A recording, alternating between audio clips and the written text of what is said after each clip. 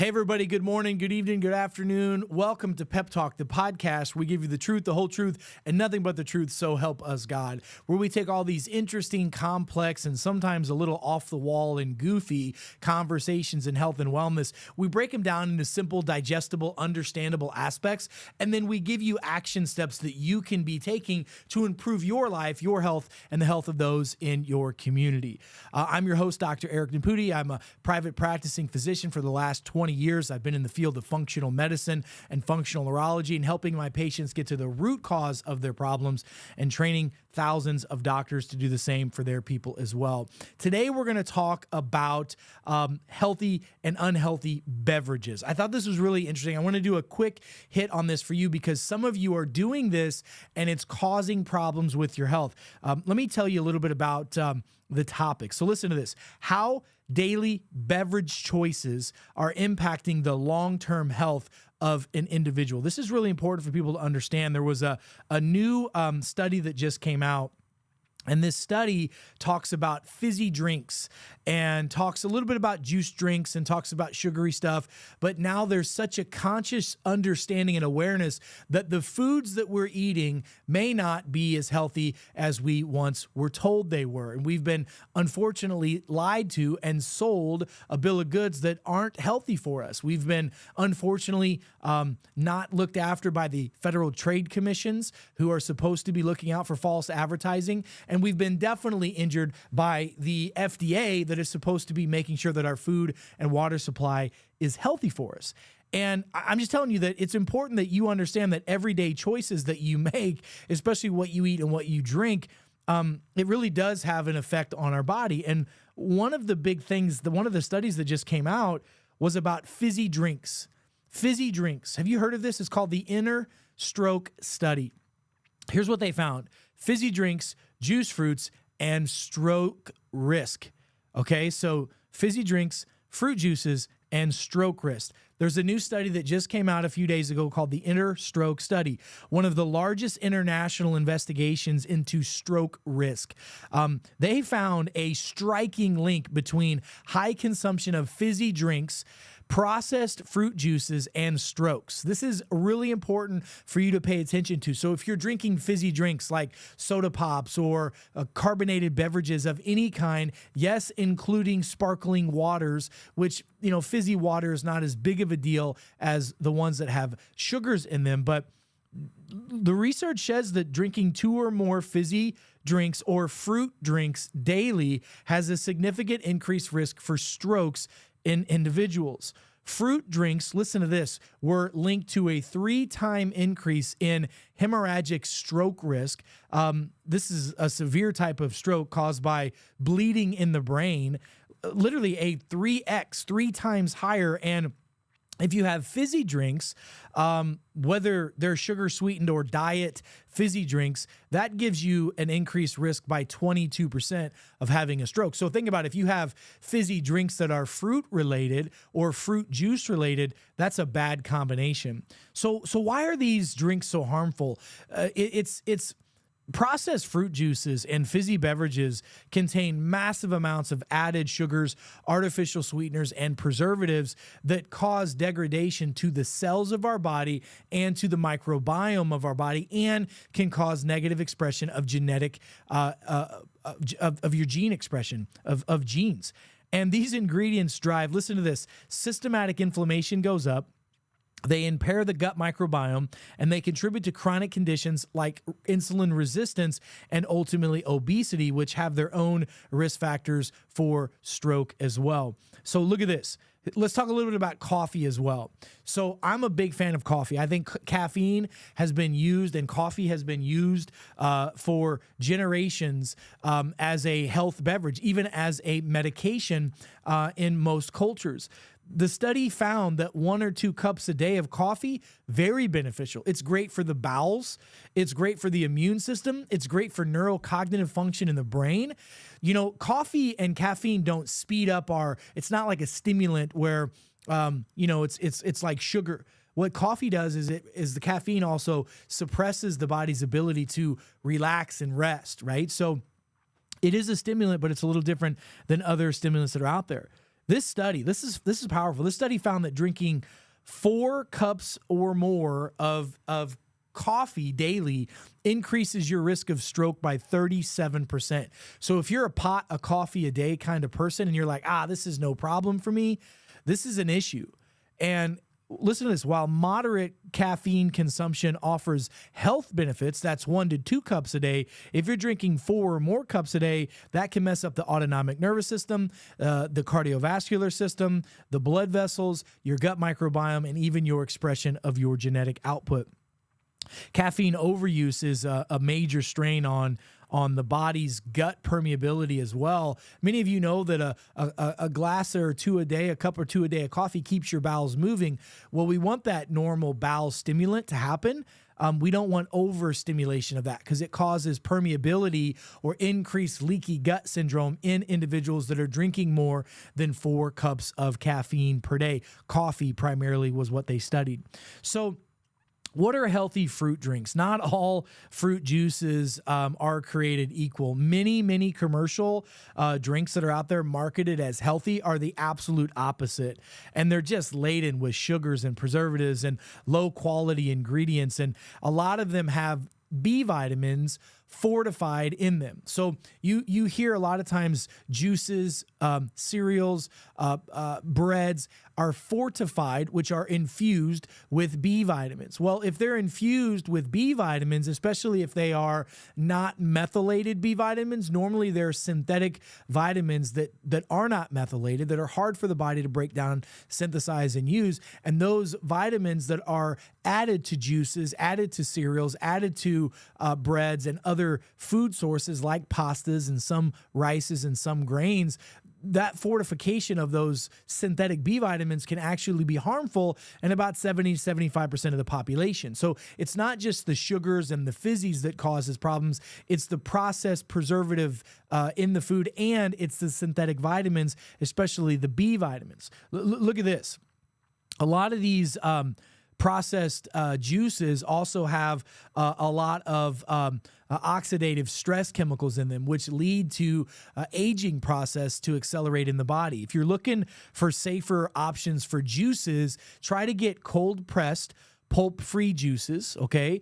They're better alternatives. For those with gut issues, pulp-free juices reduces harmful endotoxins that can leak into the bloodstream. But if you're going to have juices, have fresh squeezed juices. And it's always best if you have some fiber with that. Like when you juice a pineapple or a berry or an apple or whatever, or an orange, eating the pulp, eating all of the meat, if you will, the fiber that comes with that is really a beneficial thing, because not only is that fiber good for our microbiome and it feeds the healthy bacteria that we need to be happy, healthy human beings, but it also helps keep the sugars from spiking. Fiber acts as a sponge to keep sugar spikes down. So we have to remember that genetic expression is affected.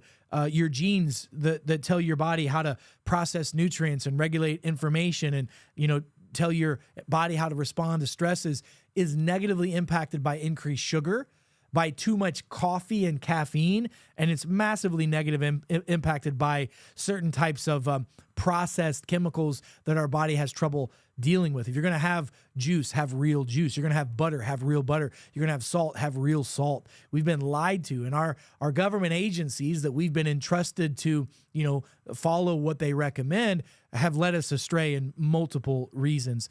The nervous system is also negatively impacted. The brain and spinal cord that govern and function all systems of the body.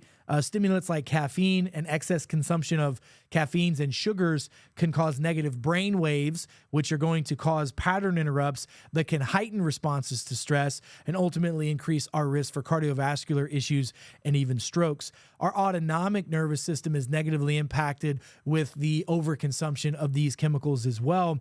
The autonomic nervous system controls the thyroid, the heart, the bowels, the reproductive organs, and much more. And the autonomic nervous system is negatively impacted with insulin levels being raised and sugar levels rising over time, contributing to vascular damage in the vessels of the brain and in the vessels of the heart and everywhere else in the body. Our cells are destroyed. These processed fizzy beverages and sugary fruit juices promote oxidative damage. So oxidative stressors in the body are like little missiles, and they bounce around and poke holes in your cells, impairs your mitochondria, which means you're not going to have any energy, but it also impairs your body's ability for cellular repair. Well, if we can't repair our cells, that's accelerated aging. And for those of you that are interested in longevity and interested in anti-aging, this is a problem. It's a very big issue. Now we have a mitochondrial problem that doctors and healthcare practitioners are talking about globally. We're having a massive decrease in production of adenosine triphosphate, which is energy, which is why people are so fatigued right now. And these fizzy beverages and sugary juices negatively impact the gut and lead to more of these issues. So what do we need to do? We need to make sure that that our choices, our small choices, have big consequences. The beverages we consume daily, whether it's sugary beverages, whether it's fizzy beverages, increase inflammation, cause increase in blood pressure, increase in vascular stress, increase in gut microbiome issues. They accelerate the aging process. I mean, these are serious issues, and we need to be aware of that. And I want you to encourage your children to understand that, the seeds that they plant now are the fruits that they're going to be reaping later. And folks, many, many, many Americans, some 90 plus million Americans are dealing with insulin resistance. There's probably more of them that we don't even know have it.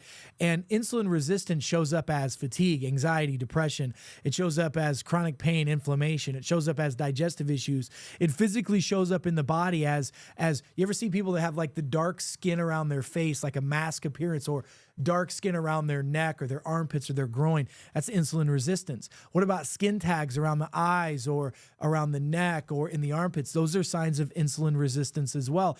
Fatigue all the time, depression all the time, hungry all the time, thirsty all the time, having to get up in the middle of the night and urinate multiple times. These are all indications of a serious problem. If you have these going on, it's probably because you're making constant poor choices with the juices that you eat. I have so many people that have changed their foods they eat, and they're so frustrated because they're still diabetic, they're still insulin resistant, they still have GI problems because they haven't stopped with the bad beverages. So incorporate good, healthy beverages, drinking lots of water. If you want to have fruits added to your water, cut up some fruits and infuse that into your fruit. Cut up some vegetables and infuse that into your fruit, into your water.